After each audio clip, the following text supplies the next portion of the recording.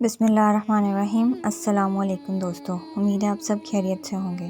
مدینہ منورہ کی مسافات میں ایک جامع مسجد کی خطیب کی ایک خوبصورت بیٹی تھی جو جامعہ میں پڑھتی تھی۔ ایک دن وہ جامعہ سے واپس گھر آئی۔ گاڑی سے اترتے وقت ایک لڑکے نے اس کا چہرہ دیکھ لیا۔ لڑکی بہت حسین و جمیل تھی، لڑکے کو پسند آ گئی۔ اس نے پتہ کیا لڑکی خطیب صاحب کی بیٹی تھی۔ لڑکے نے اس دن سے صفات اول میں نماز پڑھنے کا اہتمام شروع کیا۔ اذان سنتے ہی وہ مسجد کے دروازے پر پہنچ جاتا، نماز تا تلاوت قرآن میں مشغول رہتا۔ 6-7 ماہ تک وہ اسی معمولات کا پابند رہا۔ اس کے بعد اس نے والد سے شادی کی خواہش کا اظہار کیا۔ والد نے کہا ٹھیک ہے، دیکھ لیں گے مناسب رشتہ۔ اس نے کہا کہ لڑکی میں نے دیکھ لی ہے۔ والد کے پوچھنے پر اس نے خطیب صاحب کی بیٹی کے بارے میں بتایا۔ اس نے کہا یہ تو بہت اچھی بات ہے، امام صاحب سے ملتے ہیں۔ عائدان محلہ کے ساتھ امام صاحب کی خدمت میں حاضر ہوئے۔ امام نے لڑکے کے بارے میں پوچھا، انہوں نے اس لڑکے کی طرف اشارہ کیا۔ خطیب نے لڑکے کی دینداری کو دیکھ کر رشتے سے مشورہ کرنا اور رضامندی ظاہر کرنے پر قبول کیا۔ چنانچہ رشتہ طے ہوا۔ 6-7 ماہ بعد شادی ہو گئی۔ شادی کے کچھ عرصے بعد لڑکے نے نماز پڑھنے میں سستی شروع کی۔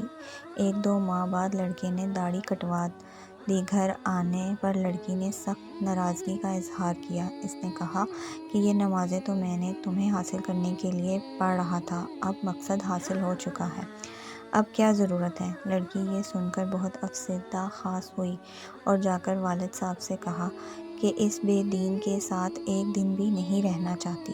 یہ معاملہ محکمہ عدالت تک پہنچ گیا۔ قاضی نے دونوں میں تفویض کا فیصلہ کیا۔ لڑکا بہت پریشان ہوا۔ اس نے بہت کوششیں کی لیکن لڑکی کو دوبارہ نہ پا سکا۔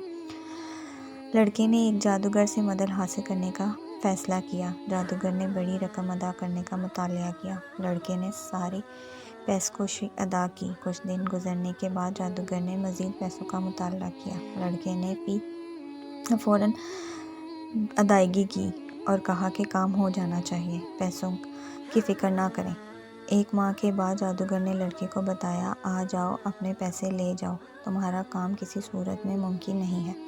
جب وہ لڑکا جادوگر کے کمرے میں پہنچا تو جادوگر ایک بڑی چاقو ہاتھ میں لیے کھڑا ہے۔ لڑکے نے حیرت زدہ انداز میں پوچھا، یہ کیا کر رہے؟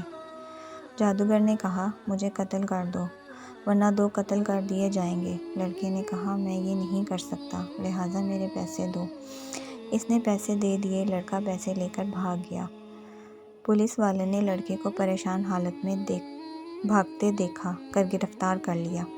پیسے ضبط کر کے لڑکے کے توسل سے پولیس جادوگر تک پہنچ گئی۔ جادوگر نے پولیس کو کہا، مار ڈالو، میں مرنے والا ہوں، مجھے وہ نہیں چھوڑیں گے۔ پولیس نے دونوں کو قاضی کے پاس لے گئے۔ قاضی کو جادوگر پوری کہانی سنایا اور کہا کہ ہم شیاطین کے ذریعے جادو کا عمل کرتے ہیں اور کامیاب ہو جاتے ہیں، لیکن اس لڑکی پر جب میں نے یہ عمل کیا اور شیاطینوں سے مدد حاصل کرنے کی کوشش کی تو اس گھر کی حفاظت پر فرشتے ممنون تھے۔ پھر میں نے دوسرے عمل کیا، تب بھی فرشتے ممنون تھے، لیکن پہلے سے تعداد میں زیادہ تھے۔ اس کے بعد میں نے رئیس الشیاطین سے مدد کی کوشش کی۔ اس بار جب وہ گھر کے پاس گئے تو وہاں جبرائیل کھڑے تھے۔ اس دن کے بعد سے اب مجھ پر وہ شیاطین گروہ مارنے پر بےتاب ہے۔ قاضی حیران ہوا۔ اس نے خطیب صاحب کو بلایا۔ جب خطیب صاحب تشریف لائے تو انہوں نے پوچھا، کیا عمل کرتے ہیں فرشتے آپ کے گھر کی حفاظت پر ممنون ہیں؟ اس نے پوچھا، کیوں، کیا ہوا ہے؟ کیونکہ اس کو پتہ بھی نہیں تھا کہ یہاں کیا چل رہا ہے۔ جب انہوں نے امام صاحب کو پوری کہانی سنائی تو خطیب صاحب نے کہا، ہمارے گھر میں صبح روزانہ سورۃ بقرہ کی تلاوت ہوتی ہے، اور جس گھر میں سورۃ بقرہ کی تلاوت ہوتی ہے اس پر جنات و شیاطین اثر نہیں ہوتے۔ نیک خاندان کی حفاظت کے لیے اللہ پاک ایسے انتظام فرماتے ہیں۔ جزاک اللہ۔